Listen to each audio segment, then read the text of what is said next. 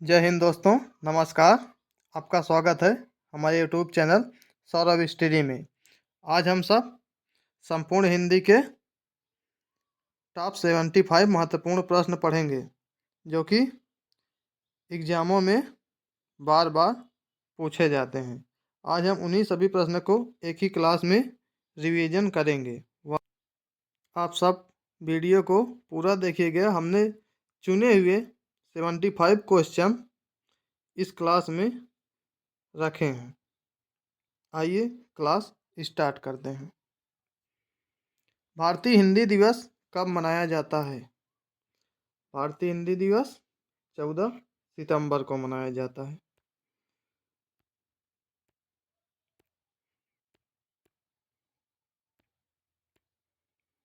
हिंदी भाषा को किस लिपि में लिखा जाता है?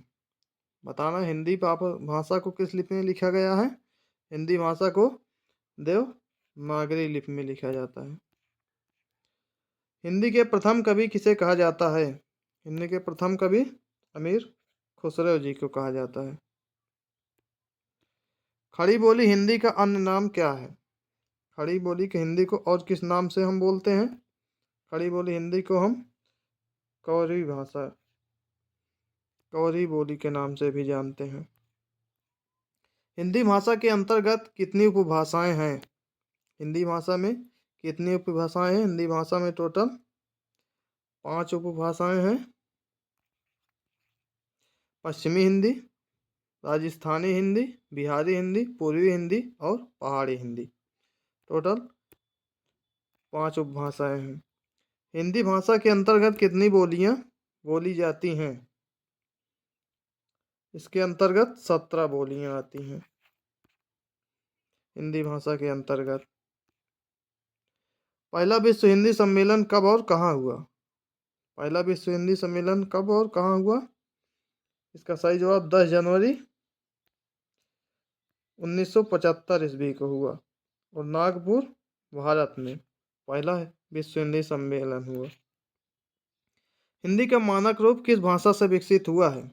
हिंदी का मानक रूप जो माना गया है वह खड़ी बोली को माना गया है। भारत में संवैधानिक रूप से हिंदी का क्या स्वरूप है? भारतीय संविधान में हिंदी को किस का दर्जा दिया गया है? हिंदी को भारतीय संविधान में राजभाषा का दर्जा दिया गया है।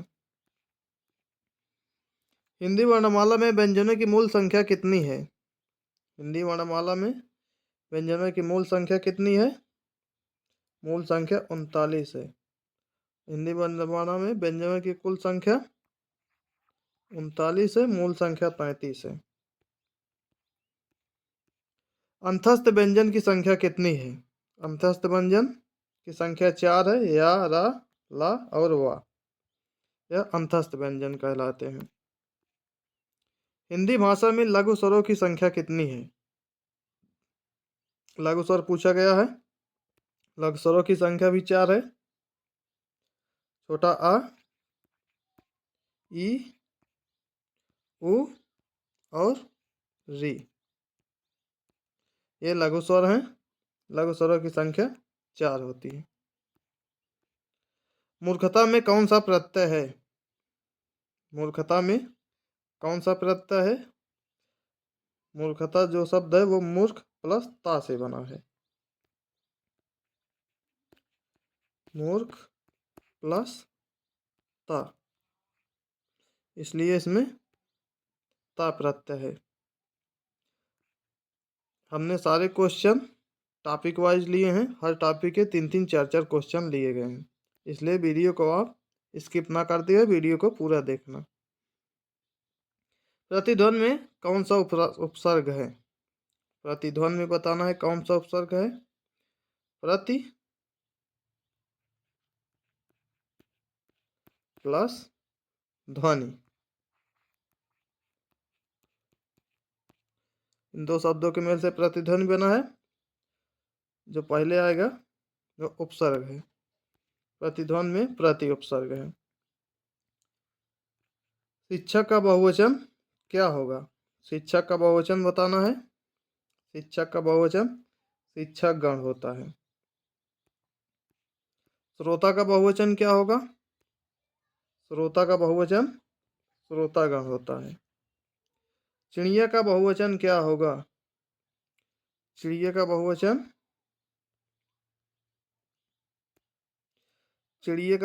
चिड़िया होता है। इसका सही जवाब चिड़िया। यहाँ पे अंक की बिंदी होगी, चिड़िया। कारक के कितने भेद होते हैं? कारक के 8 भेद होते हैं।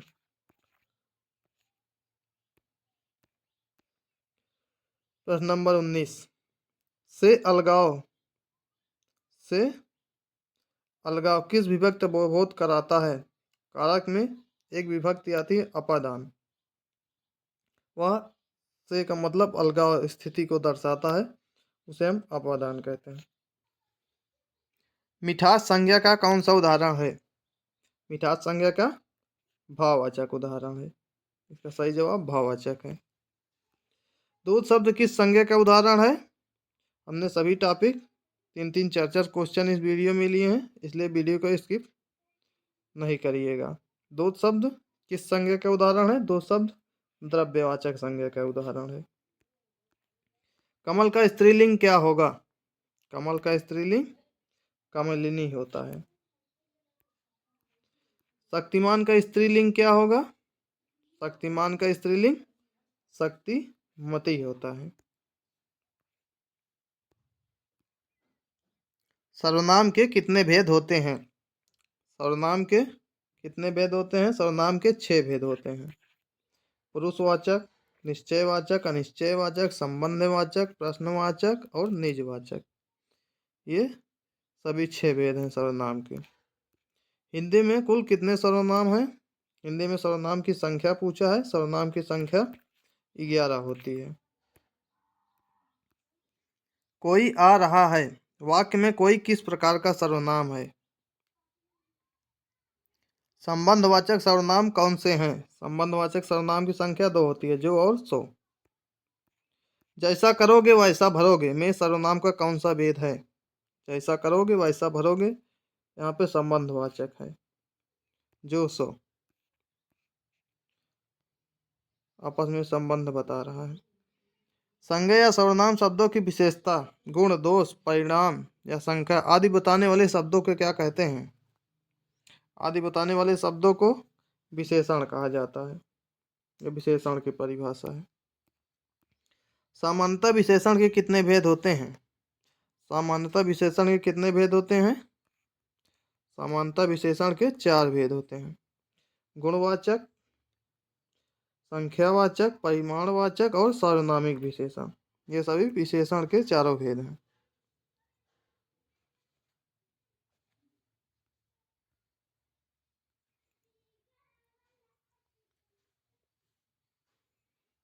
वह बहुत धार्मिक व्यक्ति है। वाक्य में रेखांकित पद क्या है? रेखांकित पद बताना है इसमें।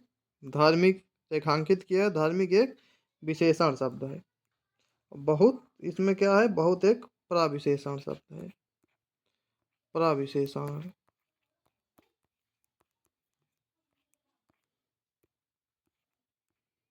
स्त्री शब्द का विशेषण क्या होगा? स्त्री शब्द का विशेषण बताना है। स्त्री शब्द का विशेषण स्त्रैण हो जाएगा। राम सो रहा है इस वाक्य में कौन सी क्रिया है? राम सो रहा है इस वाक्य में अकर्मक क्रिया है। सोना एक अकर्मक क्रिया है, जो कि इसमें कोई कर्म नहीं होता। जागना मूल रूप क्रिया का प्रथम प्रेरणार्थक रूप क्या होगा? जागना का प्रथम प्रेरणार्थक बताना है। जागना का प्रथम प्रेरणार्थक जगाना हो जाता है। धातु के मूल रूप को क्या कहते हैं? क्रिया के मूल रूप को क्या कहते हैं? क्रिया के मूल रूप को धातु कहते हैं। अनेक शब्दों के लिए एक शब्द। 3-4 क्वेश्चन है, इसमें से आप सबको बताना है। अनेक शब्दों के लिए एक शब्द। जहां पहुंचा ना जा सके उसको हम एक शब्द में क्या कहेंगे? एक शब्द में अगम्य कहेंगे। गुरु के पास या समीप रहने वाले छात्र को क्या कहते हैं? गुरु के पास या समीप रहने वाला छात्र अंतेवासी कहलाता है। अंतेवासी। जो पढ़ा ना जा सके, जो पढ़ा ना जा सके उसे अपठनीय कहते हैं। मरने की इच्छा, मरने की इच्छा रखने वाले को मुमूर्षा कहा जाता है। जो मरने की इच्छा रखता हो उसे मुमूर्षा। जो धन को व्यर्थ खर्च करता हो, जो फिजूल खर्च करता हो या व्यर्थ खर्च करता हो उसे अपव्यय कहते हैं। 43 नंबर प्रश्न बताना है। आंख का अंधा नाम नयन सुख, मुहावरे का अर्थ बताना है। इसका सही जवाब हो जाए गुण के विपरीत नाम। आंख का अंधा है, नाम नयन सुख। जिस हिसाब से नाम है उसका गुण उसके विपरीत है, इसलिए गुण के विपरीत नाम। आंख का तारा होना, मुहावरे का सही अर्थ होगा आंख का तारा होना मतलब अत्यंत प्रिय होना। कुजगा फोड़ा और ससुर वैद्य, मुहावरे का अर्थ क्या है? कुजगा फोड़ा और ससुर वैद्य, इस मुहावरे का अर्थ है धर्म की संकट की स्थिति, धर्म संकट की स्थिति में पड़ना। पीताम्बर में कौन सा समास है? पीताम्बर में कर्मधारय और बहुव्रीहि दोनों होता है।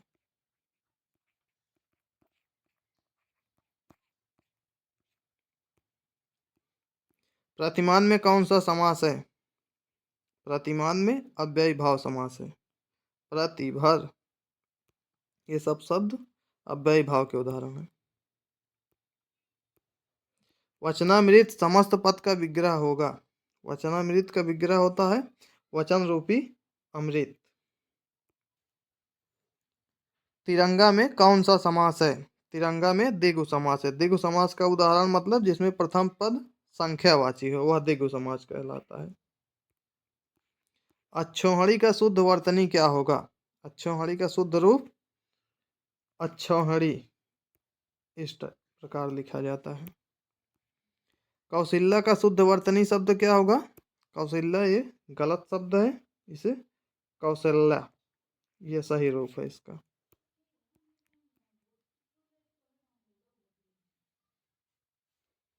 व्यवहारिक का शुद्ध वर्तनी शब्द क्या होगा?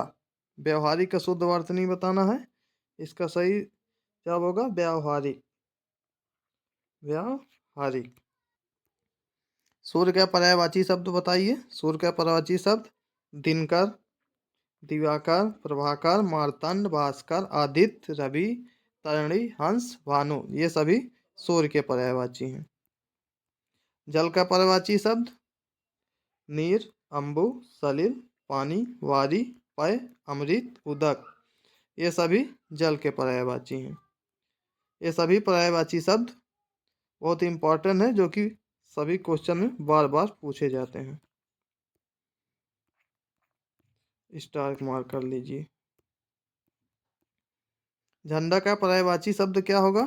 झंडा का पर्यायवाची ध्वजा, पताका, केतु, निशान, केतन, ये झंडा के पर्यायवाची हैं। घर का पर्यायवाची शब्द गृह, सदन, आलय, भवन, निकेतन, धाम, निलय, ये सभी घर के पर्यायवाची हैं। 57 नंबर। अटारी का तत्सम शब्द क्या होगा? अटारी का तत्सम शब्द अट्टालिका होता है। अंगीठी का तत्सम शब्द क्या होगा? अंगीठी का तत्सम शब्द अंगनिष्ठिका होता है। अश्रु का तत्सम शब्द क्या होता है? अश्रु का तद्भव शब्द आंसू होता है। अश्रु एक तत्सम शब्द है। उल्लू का तत्सम शब्द क्या होगा? उल्लू का तत्सम उलूक होता है। उल्लू तद्भव शब्द है। चना का तत्सम क्या होगा? चना का तत्सम बताना है। चना का तत्सम चणक होता है। संधि के कितने भेद होते हैं? संधि के 3 भेद होते हैं। स्वर संधि, व्यंजन संधि और विसर्ग संधि। संधि के 3 भेद होते हैं। यशोदा में कौन सी संधि है? यशोदा में विसर्ग संधि है। यश प्लस द शब्द से मिलकर बना है विसर्ग संधि। गणेश में कौन सी संधि है? गणेश में गुण स्वर संधि है। गण प्लस ईश से मिलकर बना है गणेश। आप सब देखिए, सारे क्वेश्चन महत्वपूर्ण लिए गए हैं, इसलिए वीडियो को पूरा देखिएगा। गणेश में कौन सी संधि है? गणेश में गुण स्वर संधि है। गण प्लस इस शब्द से मिलकर बना है। समहार का संधि विच्छेद क्या होगा? संहार का संधि विच्छेद बताना है। संहार का संधि विच्छेद होता है सम प्लस हार। ये सम प्लस हार शब्द से मिलकर बना है संहार। अलंकार के कितने मुख्य भेद हैं? अलंकार के मुख्यतः दो भेद हैं, शब्दालंकार और अर्थालंकार। रहीमन पानी राखिए बिन पानी सब सून, पानी गए न उबरे मोती मानस चून। उपरोक्त पंक्ति में कौन सा अलंकार है? उपरोक्त पंक्ति में श्लेष अलंकार है। श्लेष अलंकार का उदाहरण होता है, श्लेष का अर्थ है चिपका हुआ, अर्थात जहां कोई शब्द एक ही बार आए लेकिन उसका एक से अधिक अर्थ निकले, वहां पर श्लेष अलंकार होता है। जैसे कि यहाँ पर पानी का 3 अर्थ निकला है। रहीमन पानी राखिए, प्रथम पानी का अर्थ है चमक, मोती के संदर्भ में इसे चमक कहा गया है। दूसरे पानी का अर्थ है प्रतिष्ठा या फिर इज्जत, और तीसरे पानी चूने के संदर्भ में है, जो कि जल का उदाहरण है। 3 बेर खाती थी वह 3 बेर खाती है। उपरोक्त पंक्ति में कौन सा अलंकार है? इसमें से बताना है कौन सा अलंकार है। यह एक यमक अलंकार है। यमक अलंकार का उदाहरण होता है दो या जोड़ा, जहाँ कोई शब्द एक से अधिक बार आए और उसका अर्थ अलग अलग हो, वहां पर यमक अलंकार होता है। जैसे यहाँ पर बेर शब्द 2 बार आया है। पहले बेर का अर्थ है खाने वाली बेर, और दूसरे बेर का अर्थ है पहाड़ या समय से, इसलिए यहाँ पर यमक अलंकार है।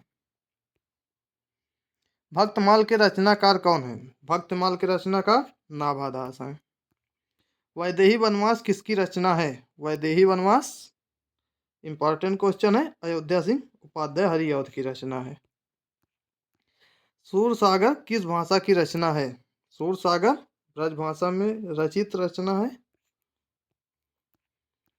रामचंद्र शुक्ल जी ने हिंदी साहित्य का प्रथम महाकाव्य किसे माना है? रामचंद्र शुक्ल जी के अनुसार हिंदी साहित्य का प्रथम महाकाव्य पृथ्वीराज रासो है।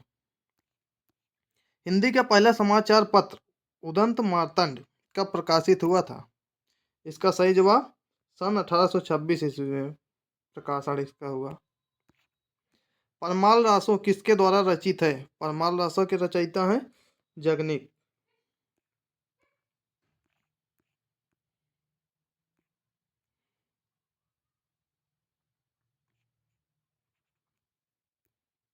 परमाल रासो किसके द्वारा रचित है? परमाल रासो के रचयिता हैं